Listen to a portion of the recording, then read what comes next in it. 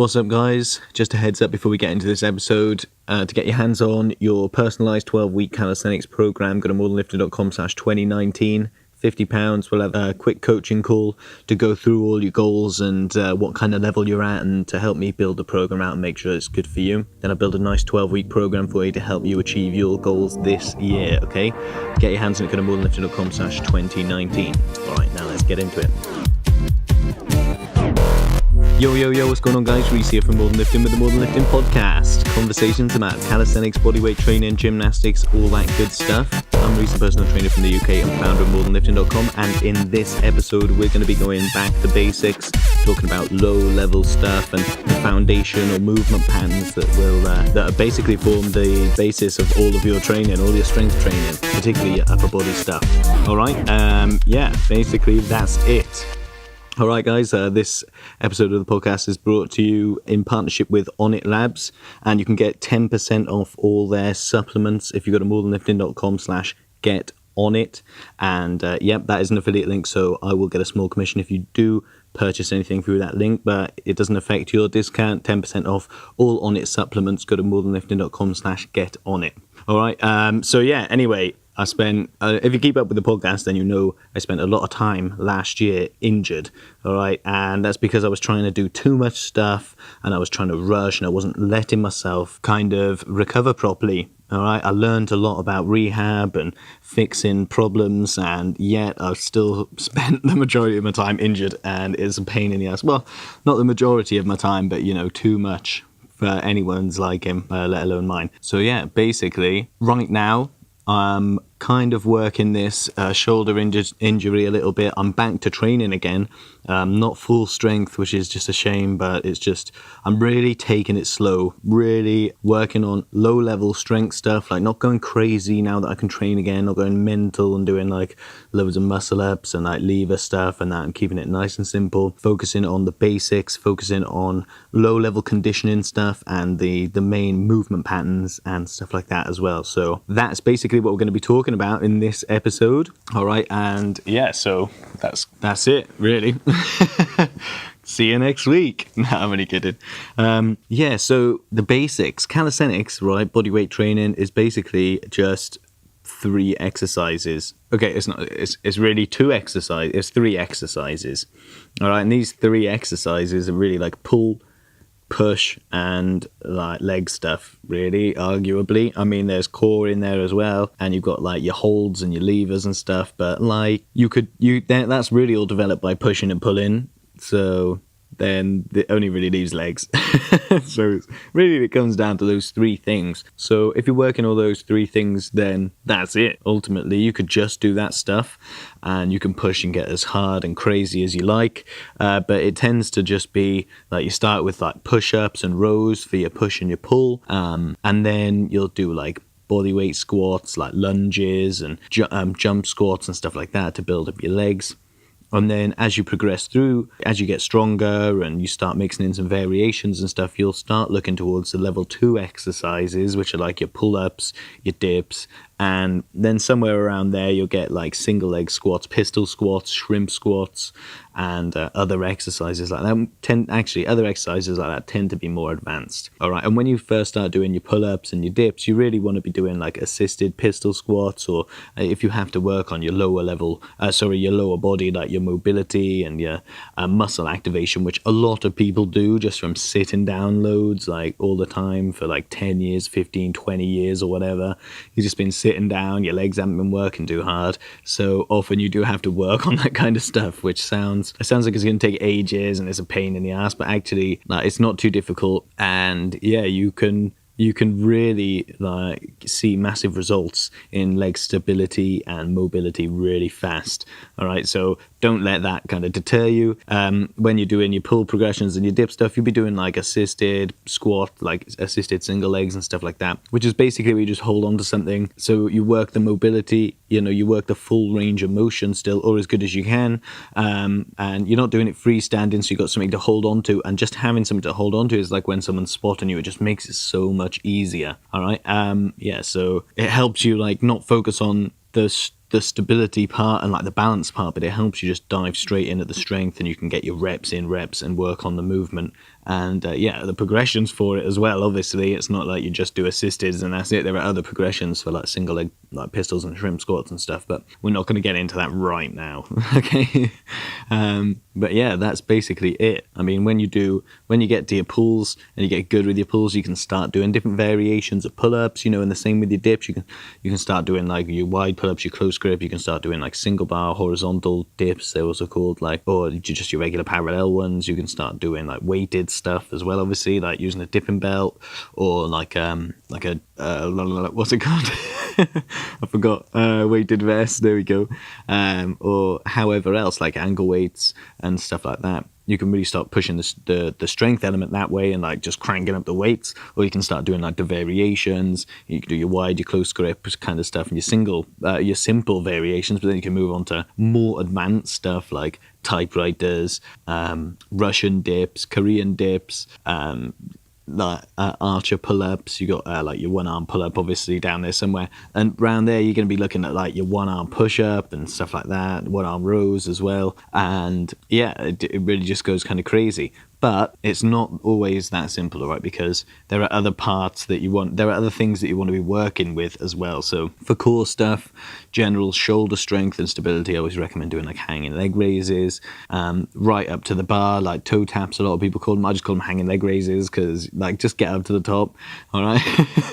That'll help really develop your grip strength and stuff like that as well. So that is another staple. I tend to do the pulls, the dips, and the leg raises together as a tri-set, and that's what I recommend everyone do. And that is the foundation tri-set, I call it. You can check out, there's a podcast episode on it, there's an article about it on the website, or you can just go and download the workout, like the foundation workout, which covers that, and the lower level one, the pulls, the push-ups and the rows as well. Go to morethanlifting.com/foundation for that.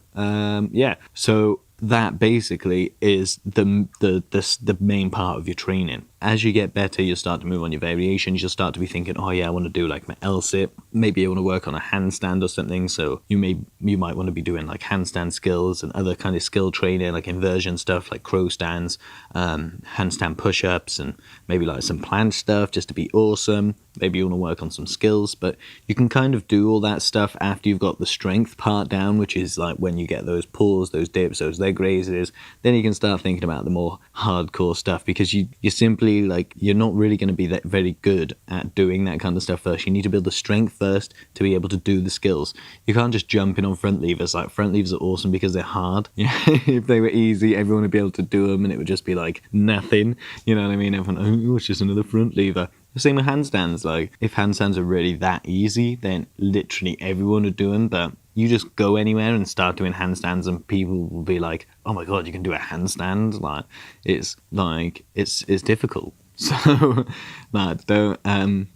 it's difficult. So you can work on that. Don't say you can't. Like, anyone can achieve that handstand, that front lever, that muscle up, you know. Anyone can work on these skills, but you need to get the basics in first, all right? And it's the same when you're injured, all right? And this is a big lesson I learned last year, which is like, you can't just dive straight back in the deep end after you're recovering from an injury. You can't just go, right, hardcore planche training again, yay.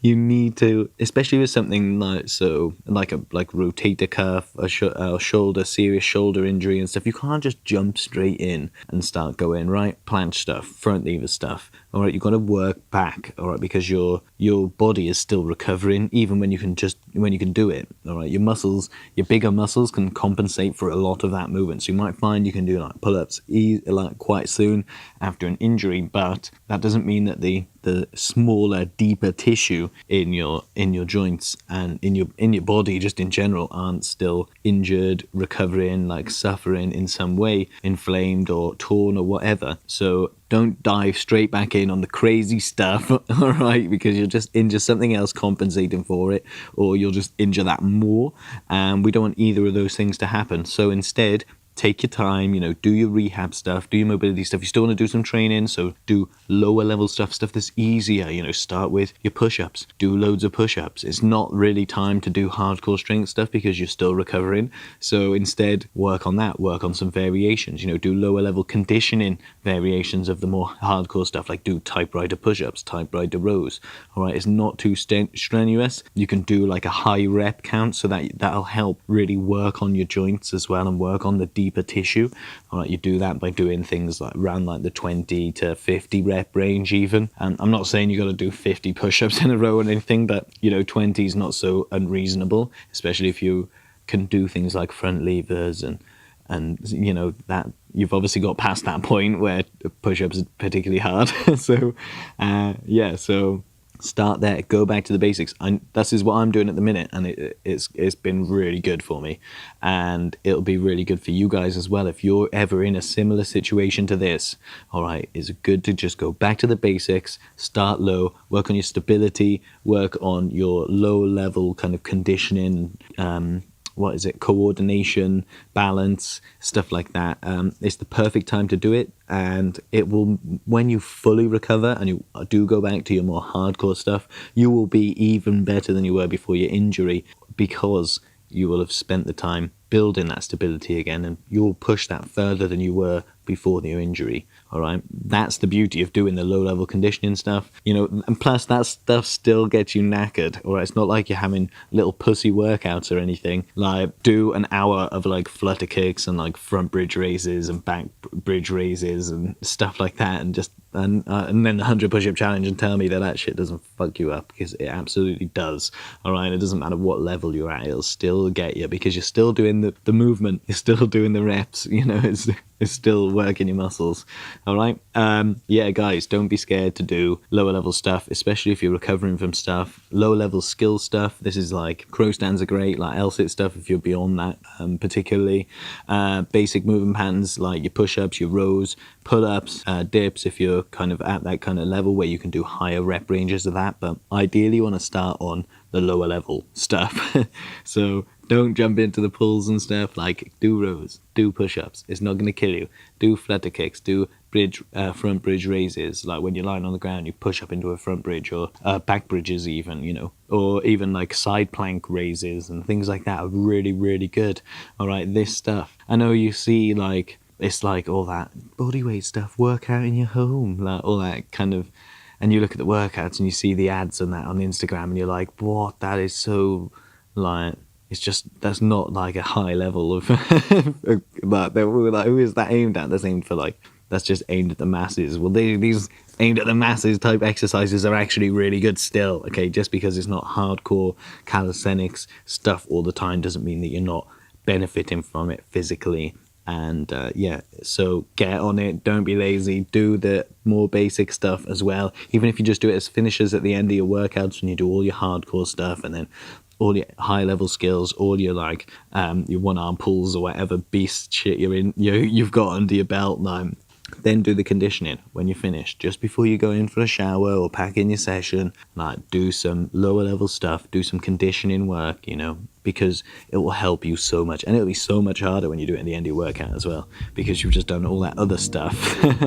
All right, so guys, that is it for this episode. All right, as always, if you like what you heard, go to modernlifting.com. Sorry, what? So guys, that is it for this episode. As always, if you like what you heard, give us a like, subscribe, share us with your mates, training partners, and give us an honest 5-star rating and review. Wink, wink. If you have any questions or comments, reach out to me at More Than Lifting. Best place is Instagram. Otherwise, Twitter. Check us out on Facebook, etc. For 10% off on its supplements, go to morethanlifting.com/get on it. And if you want to jump in on the 12-week program special offer, go to morethanlifting.com/2019. All right, this is 12-week personalized training program, like literally start from nothing. We do a dive on the call, and I build a program from the ground up, specifically tailored to you, your goals, and the level that you're at. All right. Otherwise, guys, keep in touch with yourselves. I'll speak to you in the next episode. Have a good one.